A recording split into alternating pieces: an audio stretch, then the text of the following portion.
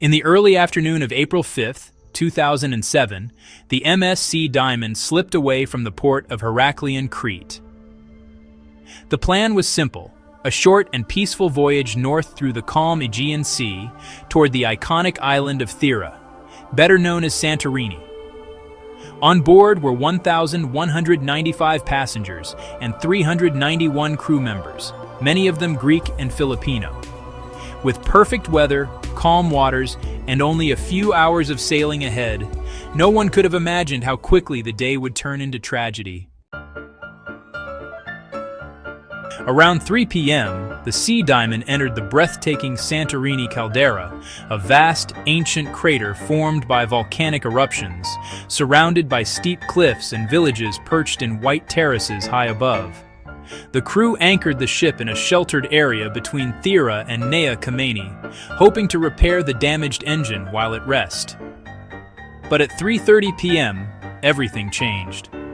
Without warning, the Sea Diamond struck a reef, one that was incorrectly charted, hidden beneath the dark volcanic waters. The sharp rocks ripped open the hull below the waterline.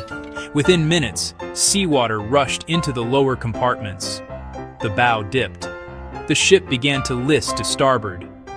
And then came the first tragic mistake.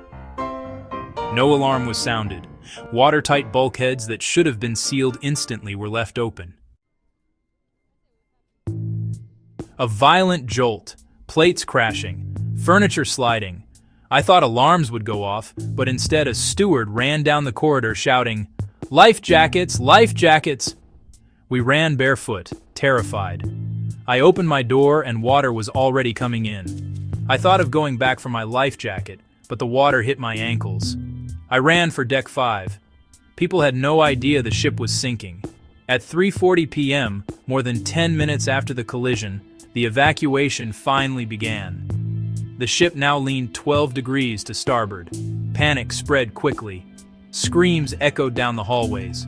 Children cried. People fought over life jackets. Teachers like Tiffany Gittens from New York remembered dozens of terrified miners on board. Despite the chaos, the crew began organizing lifeboats, guiding passengers toward the embarkation stations. Witnesses later praised many crew members for acting courageously under overwhelming pressure. But 2 passengers were still missing: 45-year-old Frenchman Jean-Christophe Alain and his 16-year-old daughter, Maud.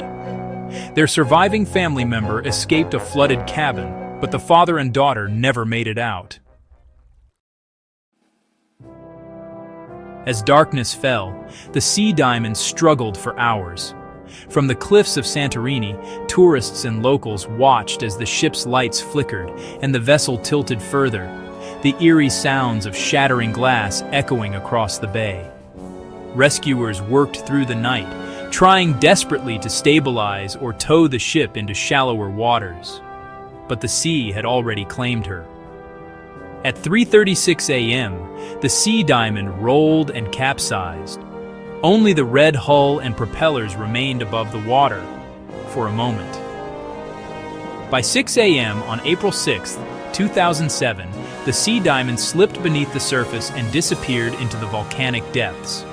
Later surveys revealed she had broken into 2 sections, the stern resting around 180 meters deep, the bow at around 62 meters. The caldera had swallowed her whole. Survivors were given shelter in hotels across Santorini. The next day, 2 more company ships, Aegean Sea and Perla, arrived to collect passengers and crew. Some refused to ever step on a ship again. Others waited in Athens for passports, documents, and support. Divers searched the wreck for the missing father and daughter, but found no trace. The ship's voyage data recorder, the Maritime black box, was recovered on April 15th, offering critical evidence for investigators. Meanwhile, pressure grew on Greek officials to remove the wreck. The Sea Diamond lay on a steep underwater slope, leaking fuel and lubricants into one of Greece's most iconic natural locations. Environmental experts warned that the wreck posed long-term ecological risks. For years, officials debated raising the ship. Costs were estimated at more than 150 million euros. Responsibility shifted between the government, insurers, and the ship's owners, Louis Hellenic Cruises. But local communities continued to demand action.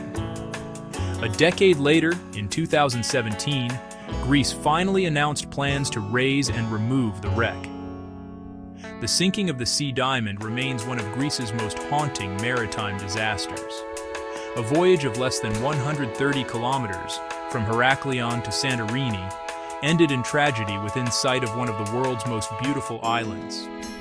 2 lives were lost, hundreds were traumatized, and deep within the volcanic waters of Santorini lies a silent reminder, a rusting wreck in the dark, a memorial to human error, outdated charts, and the unforgiving power of the sea.